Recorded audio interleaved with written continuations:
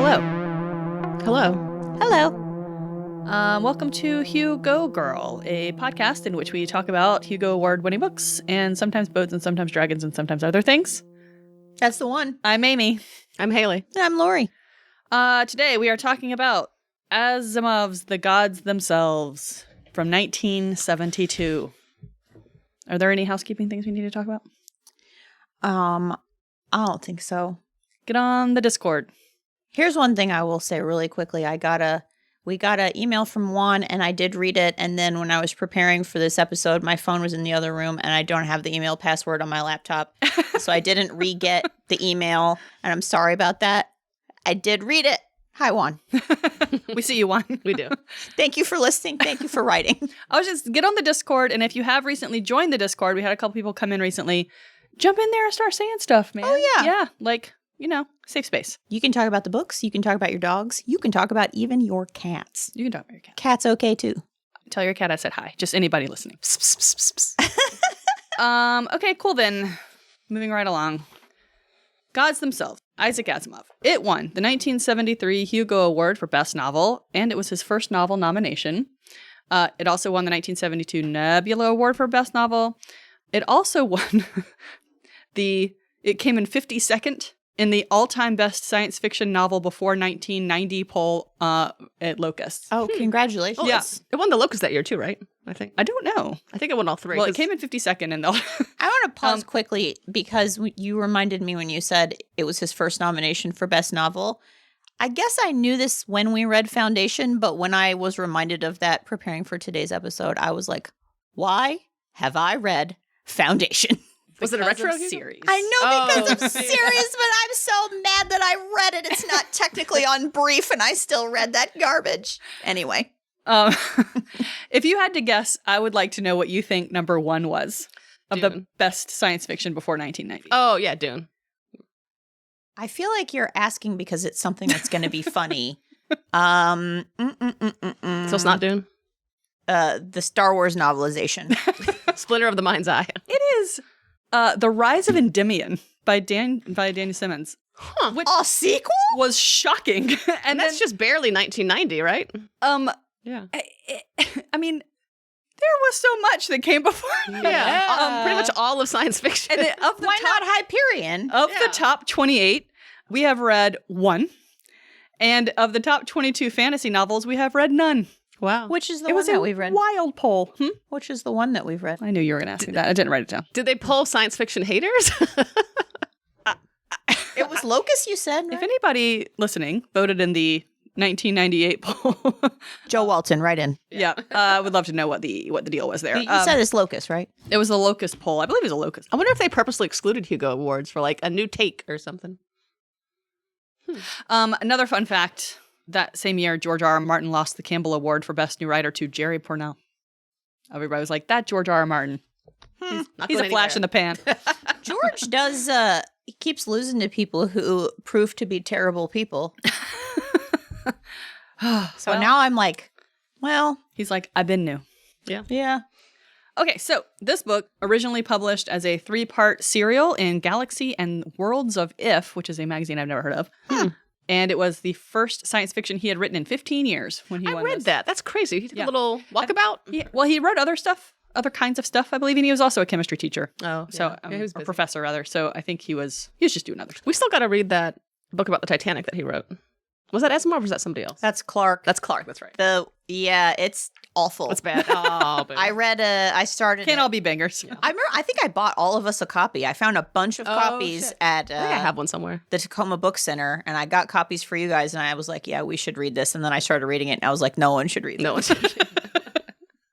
Okay, plot summary. I have to apologize a little bit because since this book was written in 3 very distinct parts, each part of the book has a very distinct narrative arc. So there's 3 plot summaries in one for this book. So everybody buckle up. Part 1. Earth scientists have created an electron pump which gives the Earth unlimited free energy, which everybody loves. It works through mutual matter exchange with beings in a parallel universe. A scientist named Lamont discovers that this matter exchange will eventually cause our sun to go supernova because something nuclear force. Lamont can't make anyone care, so he engages a linguist to make contact with the para-universe people to tell them to stop the matter exchange. The beings in the para-universe confirm the danger but won't stop the exchange, and Lamont cries. Part 2. In the para-universe, we meet aliens called soft ones and hard ones. It gets worse. Oh, Kevin's over here desperately biting back the urge to say, I got a hard one for you. Are you going to edit that out? I'm sorry. He swigs his whiskey, not staying in. He did look Kevin's embarrassed, seen though. things at this point. Okay, the hard ones initiated. Sorry. And it's on purpose. Like, I 100% believe that these names are on He purpose. said he wanted to write about sex. He knew what he was doing. He's not good at it. I'm going to see if I can get through this. In the para-universe, we meet aliens called soft ones and hard ones. The hard ones initiated the matter exchange with our universe in order to have an energy source after their sun goes out. We follow 3 soft ones named Dua, Odin, and Trit. Dua is an emotional, Odin is a rational, and Trit is a parental. The 3 have a lot of sex, which they call melting. Odin and Trit can have sex without Dua, but they can only procreate if Dua is present. However, Dua is not like other girls and doesn't want to be used for her very soft body. She ends up running away, hides in the rocks of the local laboratory. But at the same time, she's also fucking the rocks. She's wanking. Yeah, she's hiding / wanking.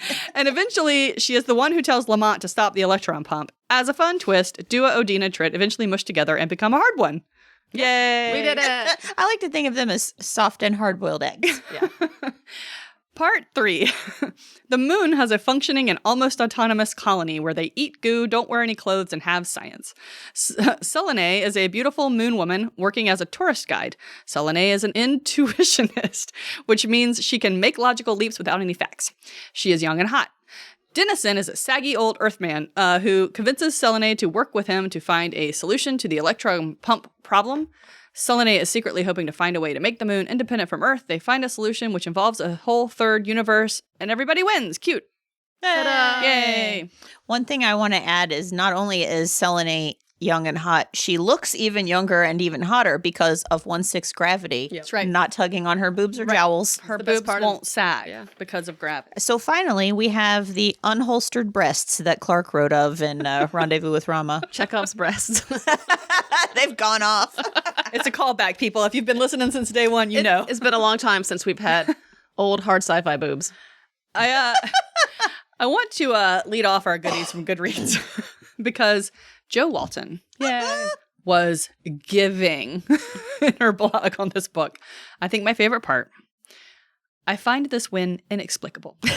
Ooh. I reread it because I started to wonder if I'd just totally missed something about it when I first read it. Oh dear.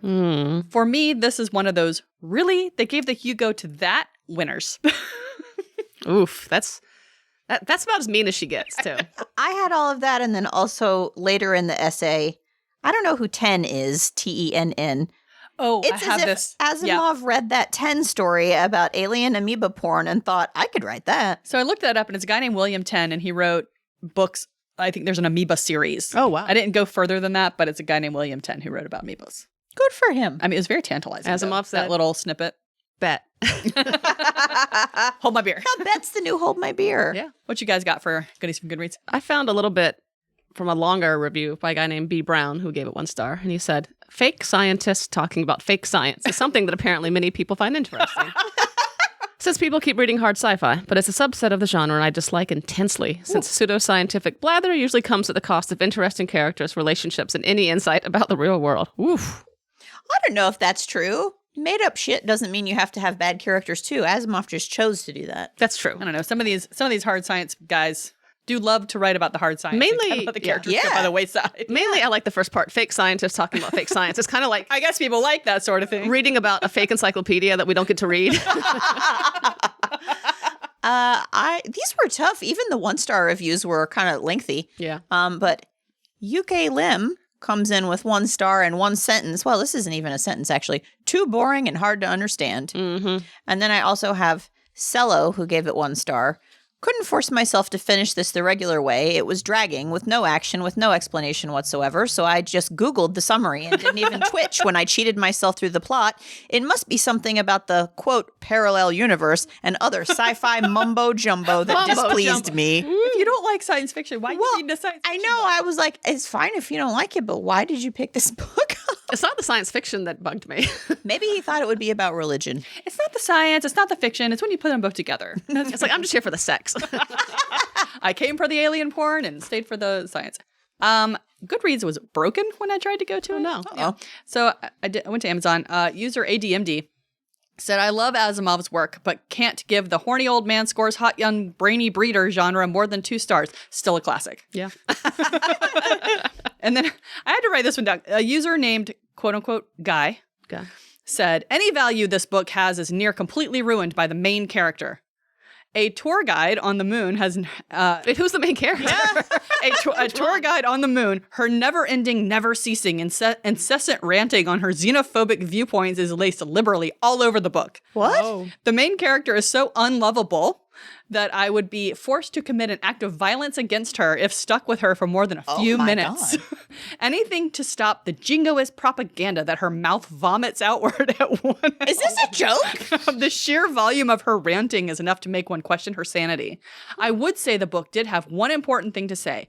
The most unattractive quality anyone can ever have is xenophobia and snobbishness. I have learned this lesson from this book and incorporated it into my life.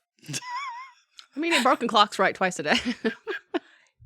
Yeah, xenophobia is bad. That was the most unhinged thing I've ever read. Yeah. She just says that I don't recall any xenophobia. Well, she doesn't. She has a lot of doesn't like complaints about Earth people. Earth Yeah. people, Yeah. but because Earth people come to the moon and are always like, oh, you've never seen a blue sky. Yeah. And so she's finally like, you can take your blue sky and shove it. Which I don't really find to be particularly xenophobic. It's more like a reaction to her Earthling facing customer service role, you know? Yeah. I mean, who hasn't complained about their customers? Honestly. sometimes people come into things with their own baggage. Well, the fact that he thought she was the main character, is That's just- fascinating. I mean, I guess she was a prominent character You in don't the even third get to part her of this till part 3-part book. if anything, Hallam, whatever his name is, Dennison is he's- definitely the main character in Dua? the third part. I mean, well, what does he think about Dua? All right, am I right?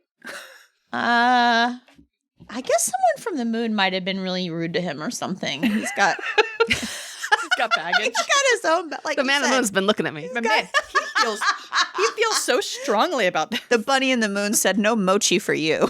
There's a bunny in the moon. Making mochi, huh? Who's that? There's a bunny in the moon making mochi. Kevin had to tell me about it. Is that But a I song? did grow Is up it a song? seeing a bunny in the moon, not Oh, a I man. did Man in the Moon. But there's also, is it in Japan, Kevin, that there's the bunny in the moon? And That's he's got adorable. looks like kind of like a butter churn, and he's and then he's making mochi. I don't like it when I remember the Man in the Moon situation because then all I can see is 2 eyes staring at me, and I don't like it. The moon is scary. I don't really see a It's man scary. up there. I see a bunny, but not the same bunny that they see in Japan. Isn't that interesting? Yes, You've never seen the bunny. Do y'all know how far away the moon is? one It's like 230,000 miles. More than that. It's like 230 million. Bunny. It takes like 3 days to get to the Oh. moon. Isn't that crazy? Bunny. No, it's not millions. It's not millions? No, it's It's not like millions. 230,000 miles.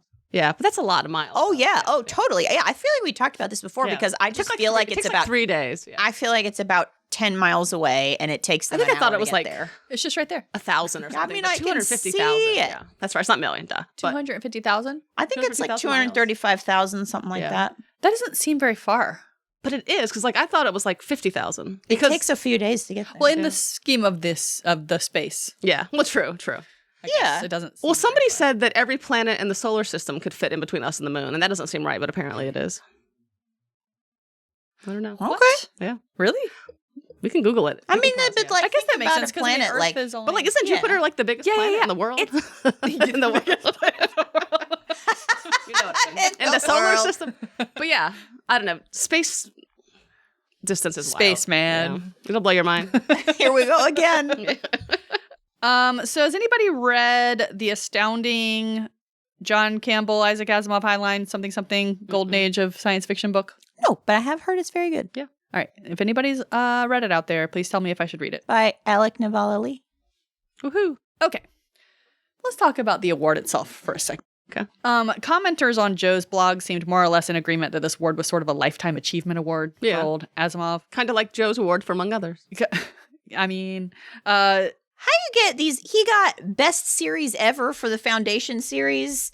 I mean, can you just write a good book and win an award for the good book, Asimov, or can you not do well, that? that's my question. Like, do we think this book deserved this award?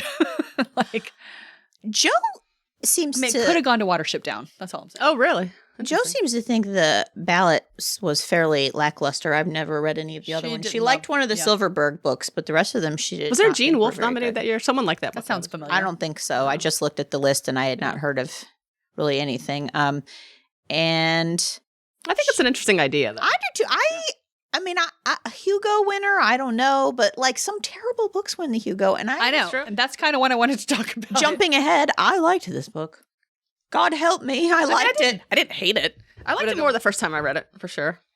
I don't know if I think it's not the best thing he's ever written. I mean, I don't It's know. the best thing I've ever read that he's written. Oh, fair. I liked it better than Foundation. Wow, me too. It definitely it moved along much better than Foundation. Although he loves to jump some time, doesn't he? He does. Loves a time jump. I thought his out of order chapters were funny. I didn't understand His them little one bit. his little footnote. I didn't see why it was necessary, but I did think it was cute. I thought it was too clever by half. Like, because he's got his little thing like, ha, wink, wink. I'm doing this on purpose. You'll see. No, I never won't. really knew what his reasons were, but I just thought it was cute. Having an author aside in a book is like, do you want me to think it's a novel or not? Like, Yeah. well, That's true. Who's the I? At some Yeah. point, I thought that the I would be a character in the book, and it wasn't. And what we're talking about, if you haven't read it, is that the book starts at chapter 6. But not in a fun way like Star Wars. yeah, it starts at chapter 6, and then it goes to like chapter 1, and then it goes back to 6, and then it goes to it I don't like it. until it all catches up with itself. Like it starts in media res, Yeah. and then goes back in time, then I comes didn't back to the mind it. present, then goes back in time, comes back to the present. I don't know. know. Time jump. Yeah. Sometimes the Hugo just doesn't go to the most deserving book to me. Yeah. I guess it's hard unless you read every book. Yeah, I I would mean, like I to hadn't know read the voting anything else numbers. from this year, so I have no opinion. Watership Down. That's the bunny book. Yeah. Never read it. Did anybody understand the science? Well, I was really relieved when Joe was like, "This is a bullshit science." And I was like, "Well, I don't actually know, but if Joe says it, I believe it." What I want to know is, I kind of understood a little bit of the science, but I don't understand how they would. Okay, so it starts out with a tungsten in a jar, and he's like, "That's not tungsten; it's plutonium." But like, how are they exchanging it? That's Is what there- I want to know too. is there a hole? They never talk about there an the upside mechanism. down? Yeah, they never tell us. So like they can move this matter back and forth, but not people, not things. Not. I mean, I guess they were moving the like little things they were writing notes on. Yeah, I well, just didn't understand. only it. the para people can move things, and so maybe they just didn't want to. They were too busy rock wanking and trying not to die. Yeah. So they're like, "Let's just take our energy." And But we were getting energy too. So it's like, is it coming out? And also, so there's unlimited energy that changes the world. There's free, clean energy. Does it come in through one spot and everybody just has like wires that does it go all the way to Alaska? It Yeah. seemed to imply that there were a bunch of stations. Yeah. though. Okay. So like, and that's why they kept trying to do it on the moon, but the people didn't care about the moon until they figured out why they didn't care. So it seems like they're doing it in multiple places, but I don't know. That was one of the things that really bugged me about it. They don't really tell you the mechanism of how this is happening or like Yeah. what the stations look like where they're like exchanging products. Like I would really like to know that. I'm fine with it. I don't know how I get electricity. I don't know how the light is on over our heads right now. So I'm fine with that remaining a mystery. And I really just kind of imagined it as like a little alien hand reaches in from slightly off camera and swaps a Coke for a Pepsi when no one's looking. Like a microwave.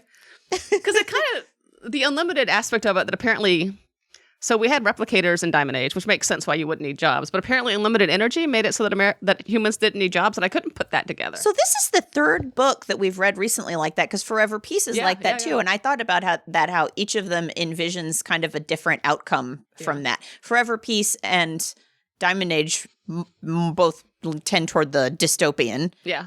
but then this one is like, it's great, except that the sun might explode. Don't worry about it. Although we don't see anyone who isn't so-called elite in this book. So No, who that's knows? true. We may have the same kinds of things going on down on Earth. And As far as we know, there's only about 9 people and beings in this book. So Well, they had a big crisis on Earth, right? Like they Yeah. said that the The population went yeah. from like 5 to 2 billion or something like that. And Yeah. sort of So maybe it's easier. ecological crisis Yeah. too. So who knows what's going on down there? We're not told. Yeah. Who cares about Earth? Bleh. We hate Earth. I just want to fly away on my moon. We're coming to it. We're coming to it. Okay, so I was gonna kind of go in order of the parts. I think that makes the most sense. Since they all kind of have their own things going on. So part 1, the laboratory thriller. I think that's the one. In retrospect, is the least interesting to me. I don't know.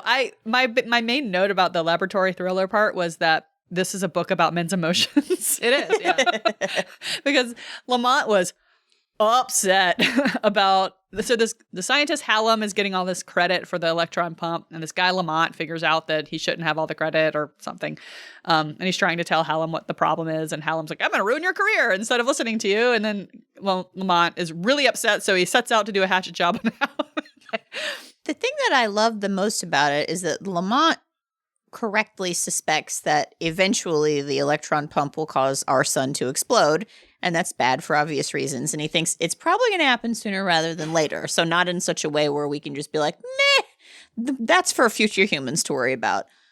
His primary concern is not that that's going to happen, but that he is acknowledged as being right that that's going to happen. This is my favorite part. Honestly, this was very relatable. I think it's hilarious. And no one on Earth will live to know I was right, cried out Lamont, and blinked to keep back tears. I have exactly that, including blinking back tears in my notes. I think it's so funny. I thought all of this inter-academic backbiting was so funny. It's like the Real Housewives of physics, like the real physicists of Salt Lake City or whatever. They need some throwing wine. I don't watch any of that shows. Is Salt Lake City the one that's really popular right now? I think it is. People are really into Mormons these days in their reality TV. Mormons are having a moment. Today. I think so, on reality TV. But yeah, they're so messy. Yeah, I liked it too. And it must have come from something he knows about because he was a professor. He was in academia. Yeah. So it's very petty. Let no one say that women have a monopoly on being messy. Oh my God, they are so messy. And I really want to know who these people were modeled after in his life. That's what I really want to know. But yeah, this whole part, I was my main thing with this was, would everybody in our universe be that disinterested in where this stuff is coming from? Oh, absolutely. It made me think of Don't Look Up. Yeah. Oh, yeah. I haven't absolutely. seen that. Oh, it's so good. Oh my God, it's very relatable to our time. I mean, I've heard everybody said you should watch it. I haven't watched it. we have Americans that think COVID was a hoax. No, I know. I guess I just think that if there was proof of life in another universe, people would be a little bit more curious than they are implied to be here. I wonder how much the general public knew.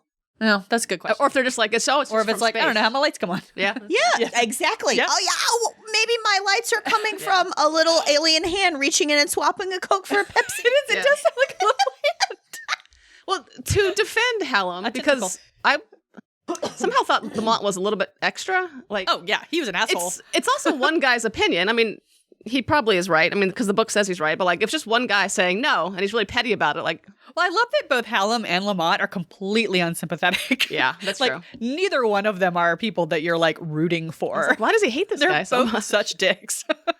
And like Lamont's he just blusters up to his little friend, the linguist friend, and was like, "You're gonna do this for me, right?" And like he's just a dick. And then the guy's like, "Oh, I don't want to do it." And then he's like, "But these people don't appreciate me, so I will do it after all." Oh, did somebody say unappreciated man? I think it's so funny. I really enjoyed it. I was chuckling the whole time. I did not mind this first part one bit. I mean, as far as motivations go, it's believable. Yeah. Like, I'll show them. Anyway, I couldn't decide what was more implausible. The idea of the matter exchange between universes, or this guy who maybe knows Etruscan coming up. Yeah. Learning how to talk to aliens. And then the only reason that Lamont was at that guy's talk was because he was dating a grad student in the language department, and she was like, I really want you to go. And he's like, fine. And then he was like, oh, there's something here. Something here I can use in my crusade to not stop the sun from exploding, but proving that the sun is going to explode and having everyone say Lamont was right. I mean, they tried to tell them to stop. They did. That was their effort to stop the sun from exploding. Oh, God bless. Okay, so then that brings us to part 2, which I think is the juiciest of the parts. The rock wanking part. It's the most interesting alien depiction I've probably ever read. That was actually one of my first questions. Like, how do we feel about these aliens? Could you picture these aliens? Oh yeah, they're Just mist. they're like little gassy balls, kind of like phloem. I don't know. A little gassy Bob. Flume. That's awesome. It's hard not to think of them as cartoon characters. I kept thinking of Odin, who's supposed to be the rational one. I kind of pictured him a little bit like Slimer for some reason. That's kind of what they are. Yeah. I pictured Tritt as Travis Tritt every single Oh time. yeah, Odin was a redneck. I was casting this book the whole time I was reading it. Odin. Odin. Well, and did y'all read how it's German or it's Russian for 1, 2, 3? Yeah. I also read a whole thing about how they're id, ego, superego, Oh yeah, which was yeah. interesting. I have a whole thing if you want to hear it, but I mean, I don't know about it. Oh, well, for your edification, tell me. Well, Tell me about these mists. Tritt obviously is the id who just wants to fuck. Travis Tritt, Yeah. Odin, Travis Tritt, and Dua. Odin. Dua. It's short for Dua Lynn. Or Dua Lipa, you know. Or whichever. Okay, so Dua, she is our hot emotional. The id acts according to the pleasure principle, the psychic force oriented to the immediate gratification of impulse and desire. The id merely seeks instant self-gratification. Well, she did on those rocks. Mm-hmm. I mean, who could blame her? I mean, the emotionals seem like they're supposed to be basically living a life of pleasure, right? They're just sort of languishing around in the sun, They're supposed to eat and bone. and then they bone. Yeah. Nice work if you can get it. I mean, Yeah. and then Odin is the ego, analyzing complex perceptions and synthesizing. It's the logical one. Like it's the one that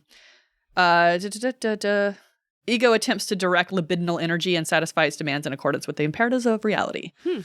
And then Tritt is a superego, becomes the vehicle of tradition of all the time-resisting judgments of, I don't know what that means. Yeah. Freud talked in gobbledygook to me, but the superego aims for perfection and like tries to realize the social mores of the whatever they live we in. must have 3 babies. I mean, single-minded dedication to procreation. Yeah. Our Tritt. Anyway, I like these aliens. They're they were interesting. unlike anything else I'd ever seen. Yeah. I liked the idea of them eventually mushing together and becoming the other thing on their planet, which was kind of fun. I had a question about that. So every time the 3 come together to make a hard one, why don't they know that's going to happen? They're not told. Well, I know, but like, surely they've seen other 3 ones become hard ones. Yeah, It seems weird that's a I secret. don't know. I and guess maybe it would be less scary if they like. Well, obviously, it is less scary as soon as Dua is like, "Oh, I'm not going to die. I'm going to evolve like a Pokemon." She's fine about it. Yeah.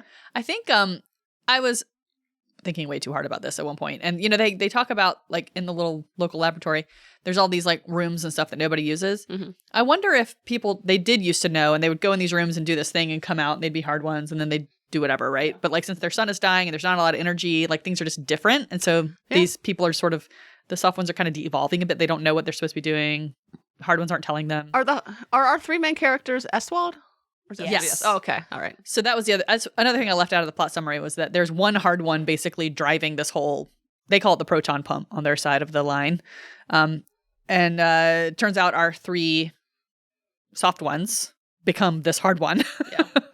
And they're like the smarty pants in the room basically. But it is kind of. I don't know. I don't know what the purpose is of them not knowing. Yeah. Doesn't seem to. I Make a guess lot it's of just sense. so we don't know. Yeah. Yeah, that's true. He needed that for the plot. Yeah. I mean, I guess all children should be able to live in wonder, not be saddled with the burdens of And then adulthood. they found out they were the Santa Claus all along. Aw. Yeah. Oh, bless. So where are we on the blob group sex? Do we like the blob group sex? It was just like a Do we lot find of it erotic? I think once would have been fine. I didn't mind it. There was so much of it. I was like, this is a lot of filler. Like he was like, I'm not sure what they do. So how about another sex scene? Yeah. Well, it's funny as far as sex goes because they basically just stood really close to each other and had an orgasm. Yeah. But apparently, like, it would take days. Yeah, they were out for days. Do we think that that's when they became Eswald? Yeah. Well, So they would meld, they'd become Eswald, Yeah. and then I guess at some point in their little lives, they have the ability to just stay that way Yeah. instead of reverting back. It's unclear. And what I think it's when Odin or the rational starts remembering is like when they're ready. Because he towards right. the end, he starts remembering their time as Estwald and realizes we're Estwald, who I'd like to think of as Cillian Murphy as Oppenheimer, because he's their chief para-universe physicist. That's why I sent Right. that Oppenheimer picture when Yeah.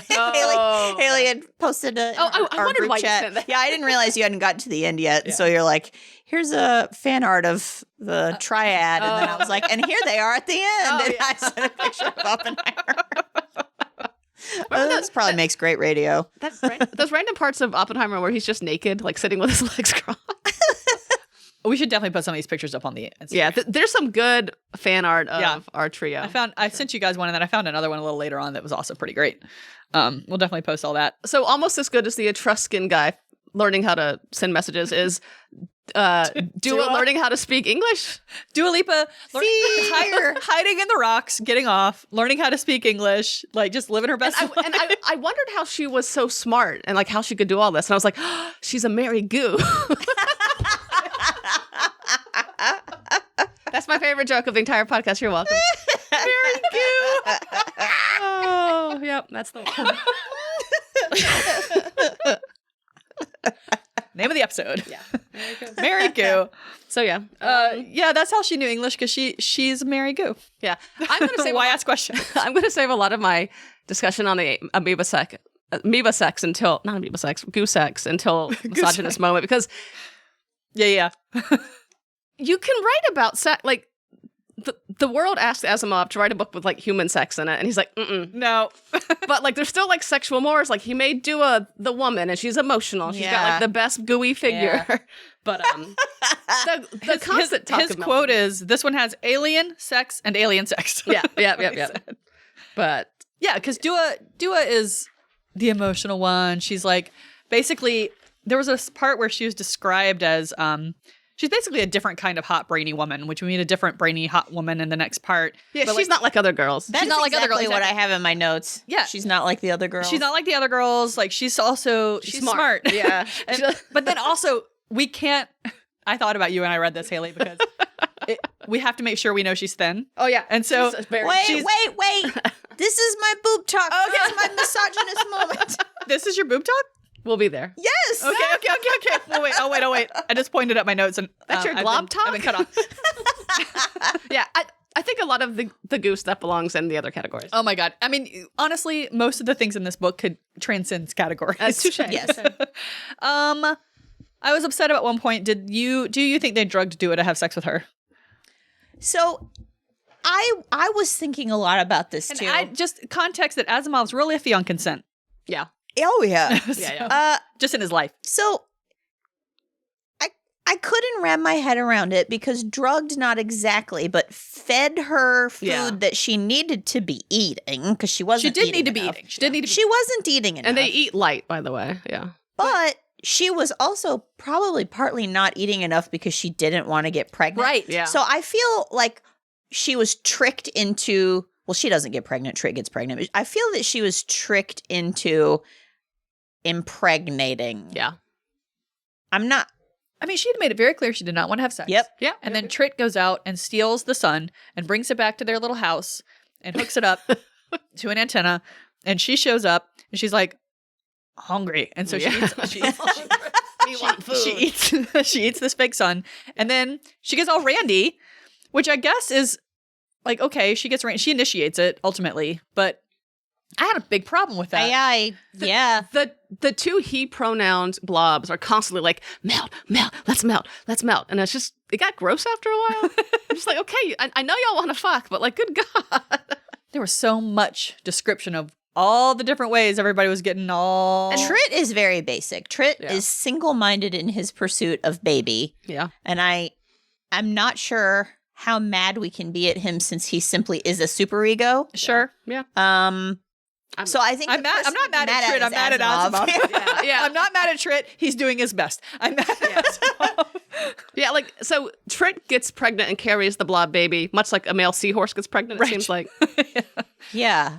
But also they have rational on parental sex, which goes to my next thing, which is all of this interesting polycule gender identity stuff was kind of interesting. And I don't know to what extent Asimov on purpose did this. And rational and parentals have only recreational sex. They cannot have procreative sex, which is interesting They're the two dudes. Yeah. Those are two dudes. They only do it for fun. I don't know if I have any idea about what Asimov's like feelings on homosexuality were. Well, he sure liked to harass women. He sure did. Maybe he hated women and loved men. He writes a lot about men. Oh. That sounds pretty gay. Oh, on that subject. Pretty gay. I had in here, how has Asimov grown since Foundation? We have a woman. She can think and talk. She was probably just engineered that way. Barf. She made me think of downtown Tila Brown from Ringworld because Tila was engineered to be lucky and She's been Selene is engineered to be intuitive. She can't just be smart. Yeah, exactly. Yeah. And again, I'm jumping ahead to other segments. So much of this book So much could fit in so many places. You know what pinged into my head when I was reading about Selene was in Wizard of Oz when the Scarecrow gets a brain, he like pings like alert and starts spouting off like eat bloopers yeah. I was like, is that what happened when she became an intuitionist? Did she just sort of suddenly go, I know what you're doing? Unclear. I think it's just a plot device. One thing I want to say is that the Scarecrow spouts off a mathematical equation that is incorrect. The square of the hypotenuse of the bubble. Oh, that's right. Yeah, it's actually incorrect. No, I mean, I assume that Selene was always that way. Oh, she was like born and it's yeah. Because remember, they had genetic engineering, and then it was outlawed, and so they speculate about she must be the product of some remaining genetic strains. I guess I meant when she comes up when she reaches one of her little intuitionist leaps. Epiphanies. Yeah, I was just trying to picture how that was working for her. In lots of fantasy and science fiction, I fully accept Jedi intuition, wizard intuition. Hers, I was like, I don't believe this shit. It just seemed purely like a plot. It's a plot device. They don't. Yeah. It didn't stick with me. Well, since we're talking about part 3, let's talk about part 3. Part 3 reminds me of 2001: Space Odyssey, like the vibe, like the 60s. Yeah. Even though it wasn't written in the 60s. I mean, that's close enough. Yeah.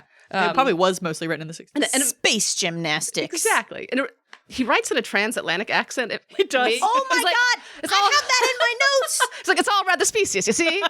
And like, I don't know why. I mean, maybe he's just formal, like a formal dude. I don't know.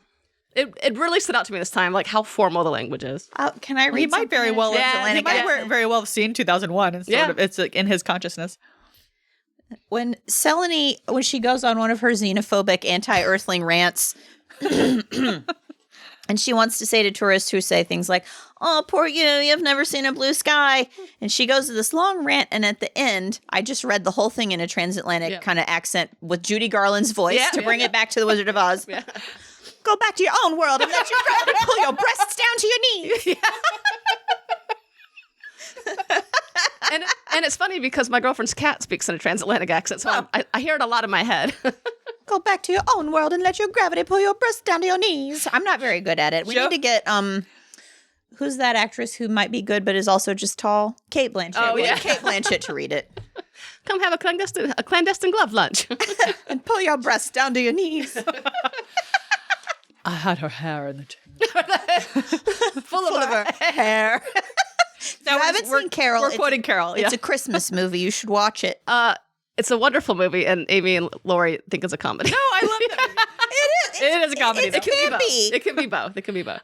Joe described this part as having been visited by the sexism fairy. Yes. I would say Right. liberally sprinkled. Swinging singles up on the moon. So good. Everyone's bare-breasted, though. Don't forget. So as somebody who frequents a gym almost every day of her life, the idea of working out naked is a horrible idea. Well, if you don't have gravity pulling on your bits. Well, no, but just like things touching you and like You can still bump into things, too. Yeah. I mean, that one guy fell, so you could still, like, rack your balls on something. I just don't want to see someone's pubes. I don't know. You don't have a choice. I know. If you're in the mood, you gotta look at everybody's pubes. Yeah. They're just out there. Floating Floating. Oh my God. I just got so grossed out. floating into your imitation veal. We can leave this out, but I just recently learned that when men take a bath, the penis floats up. I didn't know this. So, there we go.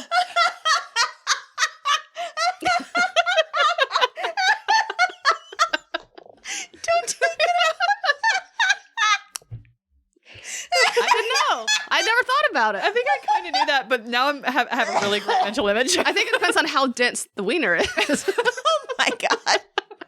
Maybe we should. I'm going to leave it up to Kevin. He's the only person in the room with a penis. Yeah. I'm going to leave it up to Kevin. That's what I saw like a TikTok about it.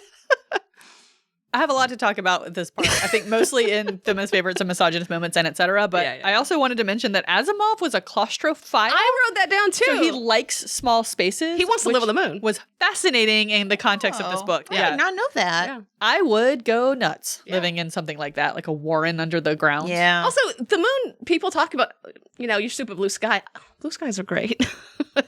I guess it's how you grow up, right? Yeah. I mean, They've never seen one. people who don't grow up in America don't like the things we like. That's true. And, vice versa. Like, it's cultural, I guess. Oh, I bet it's like being Jewish and having people always hassle you about, but don't you just want a Christmas tree? Probably like that. I guess if you came from birth and lived in this little underground warren, that's what you know, that's what you like. My cousin is so Christmas tolerant, and the time I tried to make her watch Elf, I think she almost left me. No.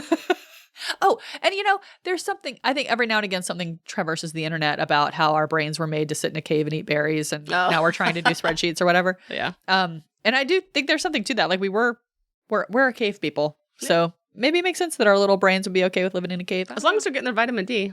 I mean, you can always go out of your cave and there was a sky, though. Well, yeah, I just don't know why they wouldn't want to be in the surface at all. Like, go deep in the cave. Neville sure didn't, did he? No, it's like, no, never. I didn't even mention Neville in the plot summary, but Selene, the tour guide, is in cahoots with this guy Neville who wants to rocket the moon away I'm taking my moon and I'm leaving. Isn't He wants to take the moon and go elsewhere with it.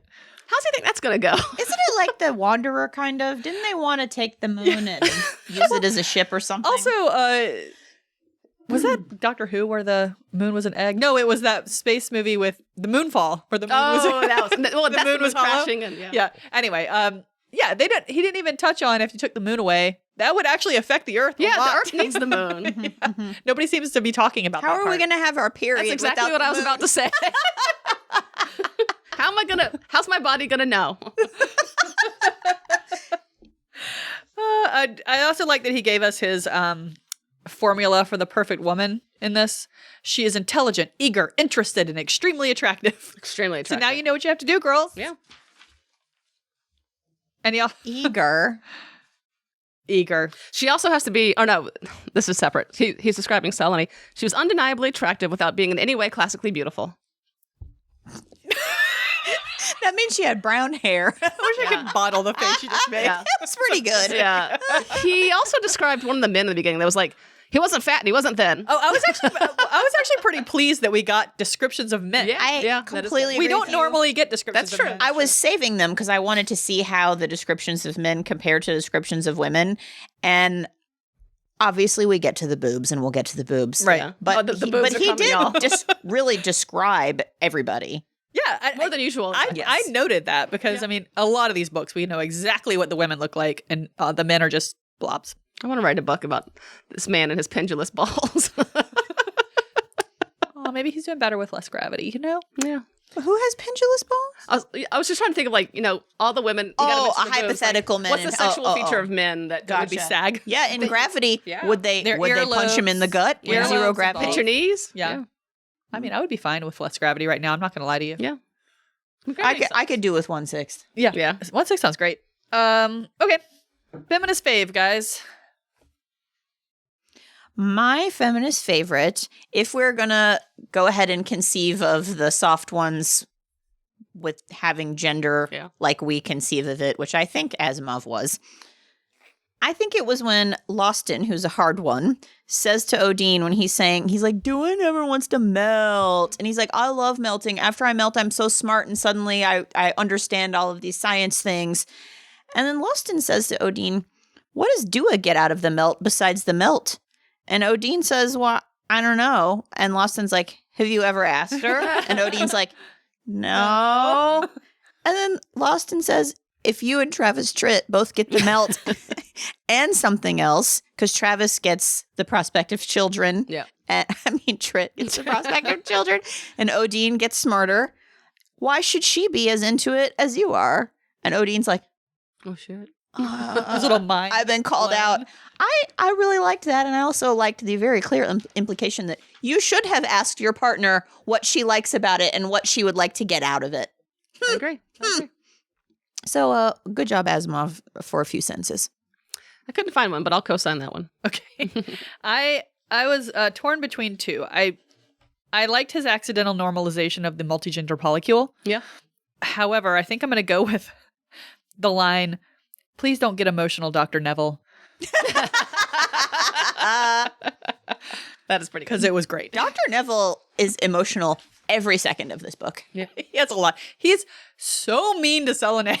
I know. So mean to her. Shut up, Selenay. Yeah. He's like, Can't she intuit that he's a piece of shit and she Yeah. should dump him? Yeah, no shit. I mean, I get the impression there was no love lost there. They were sex partners. and They were nothing sex more. partners. She's doing his bidding, though, which annoys me. Yeah. Well, they were part of the same revolutionary Yeah. group.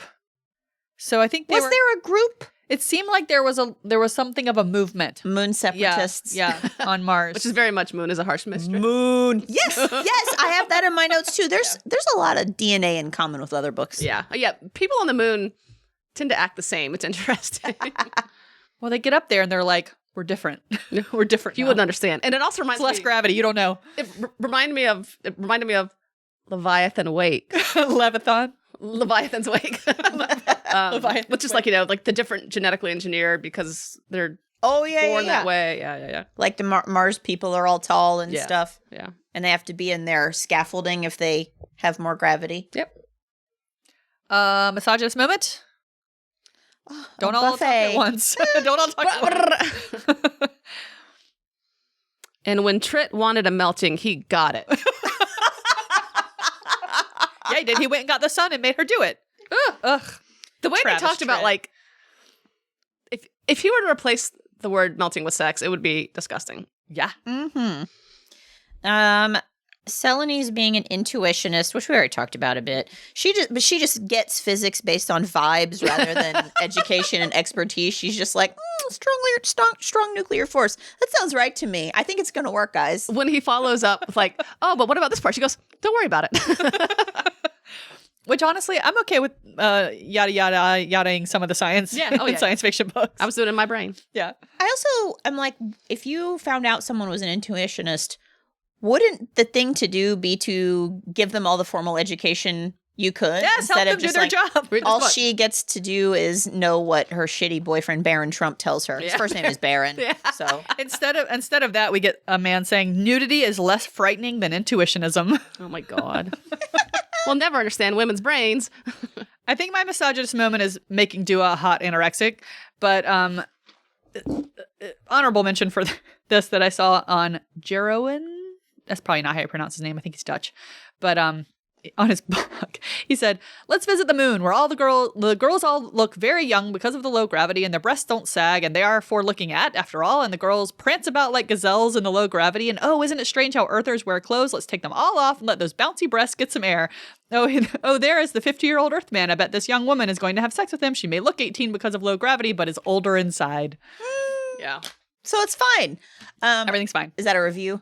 Yeah. He was just. I can post the link. He's going through a bunch of Yeah. books and just The Also, link's in the show notes. he goes out, he explains that they can't have sex, Earthers and Mooners, because the man would be too hard, I guess, or hurt the woman. I don't Or know. they don't 'cause understand how. Yeah. They're stronger They're than stronger, than people on the moon. Oh, I did not realize that was. Oh, Yeah. when he put It'd be his like arms behind. it'd be his like back. when Edward and Bella have Yeah. sex. They break the bed. I did not get that. I just thought it was because like they wouldn't know how to navigate low gravity and they'd be bad at it. That's probably that too, but yeah. Oh yeah, I think there's many reasons not to do it. Now I understand why he put his arms behind his back when he kissed her. I Yeah. didn't. I was like, what? She's got hollow bones. Boob talk. Where to start? The time has arrived. The best one is her conical boobs. That was pretty good. Yeah, Conical breasts. and smooth thighs, baby, right at the same time. There was one line, this isn't exactly boobs, but he says that her figure was lost in the spacesuit she wore. Oh no! Oh, no. Oh we can see her no! curves. Where are you gonna look at now? We gotta get her a fitted spacesuit. I want to see that wasp waist. I think my favorite is the Earthman was staring at the nameplate she wore on the blouse covering the upper slope of her high, not too large left breast. Mm-hmm. Not too large. Just the left one. Was the right one? the too large? upper slope. That just, Was the shirt not covering the lower slope? to me, that just sounds like a man who does not, who is not attracted to women.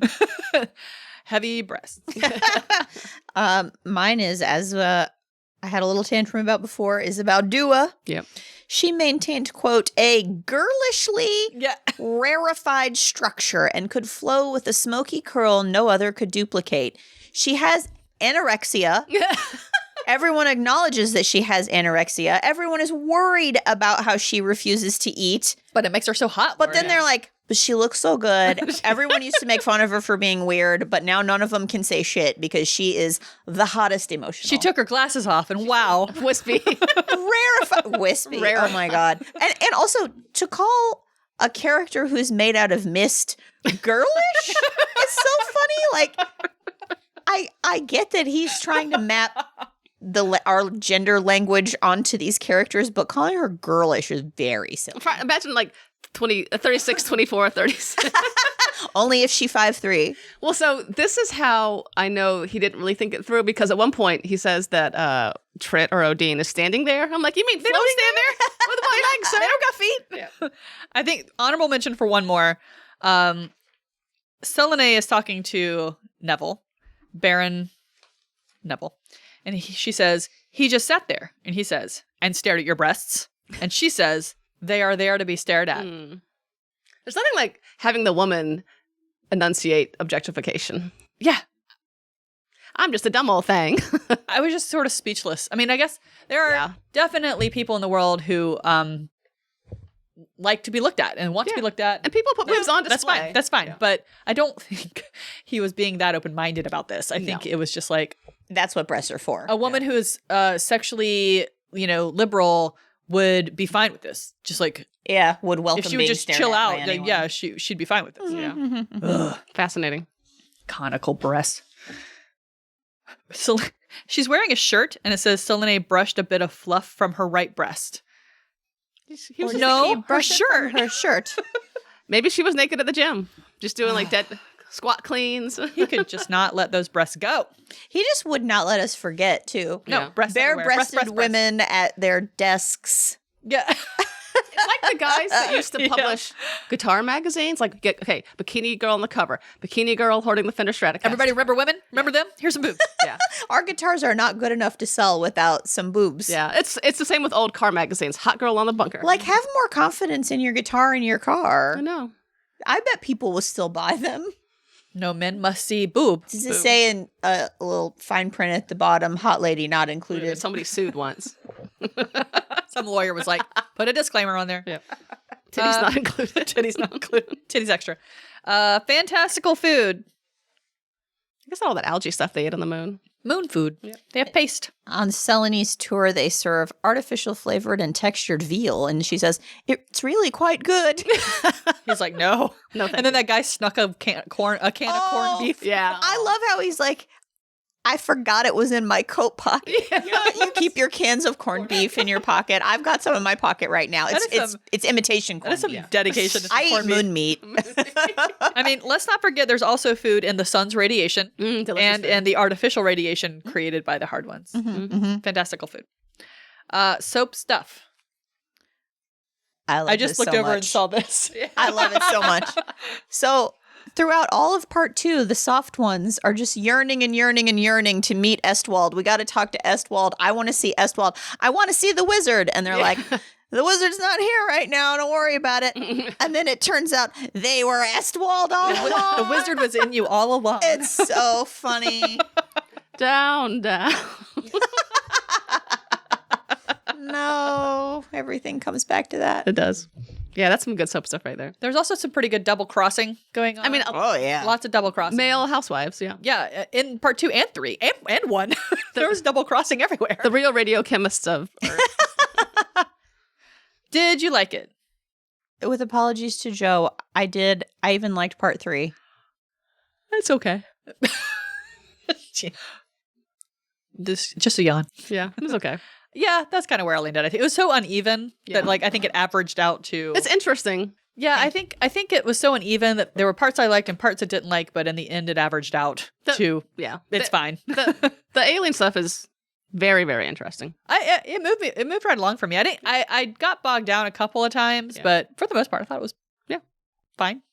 I thought it trucked right along. I could have done with zero space gymnastics. Yeah. That was such an odd part. The last third is mainly just like exposition about what life on the moon is like, which is an interesting thought experiment. I kind of liked all of that except for Yeah. the space gymnastics. And I thought the moon separatist movement was kind of funny. Yeah. And I was sort of with Baron for a minute when he was like, why do we do all the work and we host the pump and all the energy is for you? And I was like, yeah. And then they're like, well, if the sun explodes, you die too. And I was like, oh, that's a good point. So it's for use by the Earth, but it also keeps the sun from exploding. Not if they get far away enough on that moon. And then I was Moon like, moon live. okay, you're not going to get that far away on the moon. Yeah. You're Also, just not. Are they going to drive the moon? I mean, the moon is moving pretty fast. If you just like whip it off, Yeah. it'll go hurtling. But like, what if it hits Mars? Or it just gets pulled into another Orbit, yeah. planet's orbit. But I guess if they have their Then they get power They beam, get their own planet. they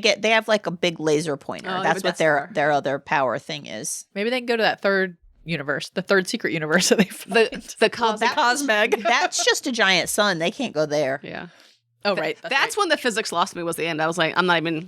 Is Cosmeg a word he made up? Or is Yeah, that it's a like real cosmic. word? I actually Egg. thought it was a Cosmic egg? typo. Because sometimes these old books, when they turn them into ebooks, some of the words don't quite make it right. Because I think they get scanned. You know, it's like a visual scan. Yeah, thing. no, that was And real. so I was like, I think that's a typo, but then it was in there twice. So yeah, I think it was a portmanteau of Cosmeg. cosmic egg. Cosmeg. That was somebody mentioned on the Discord. I'm sorry, I don't remember who, but how bad he was at making up future words. He was like compu-drama or like, yeah. So this is just one of those for me. Cosmeg. Did you notice we have a little nod to Selden Crises at the very end of the book? Oh, really? Remember Selden Crises? from Harry Foundation? Seldon? Yeah. Yeah. So as much as I hate Foundation, I don't remember the crisis. I was kind of glad I read it. So, he says I looked up the definition of it just to make sure I remembered. Damn it, where is it? The bulk of the novel, Selden. I got. Oh, okay. At the end, Dennison says there are no happy endings in history, only crisis points that pass.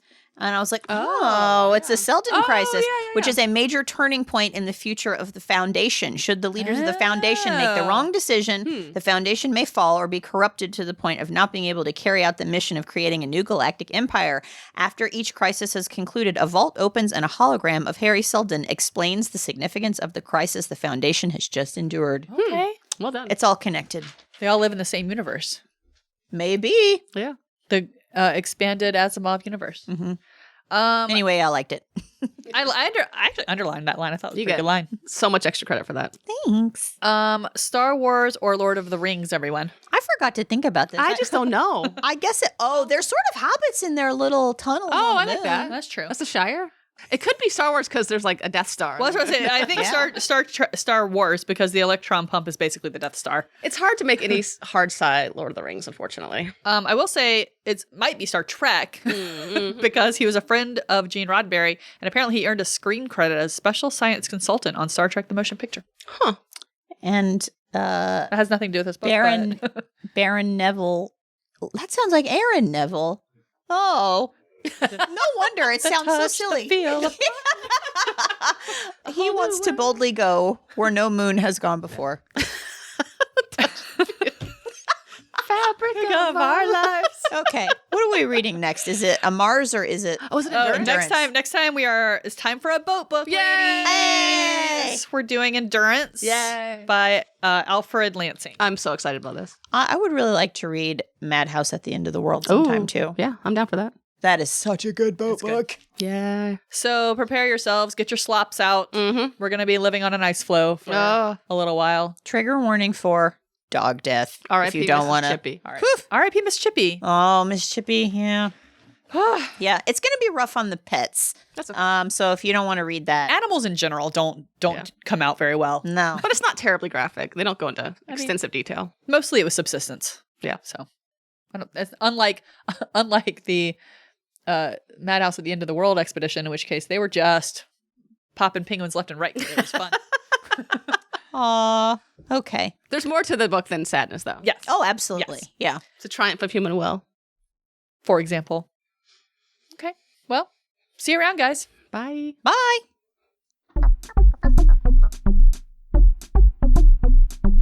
You go, girl. You go, girl.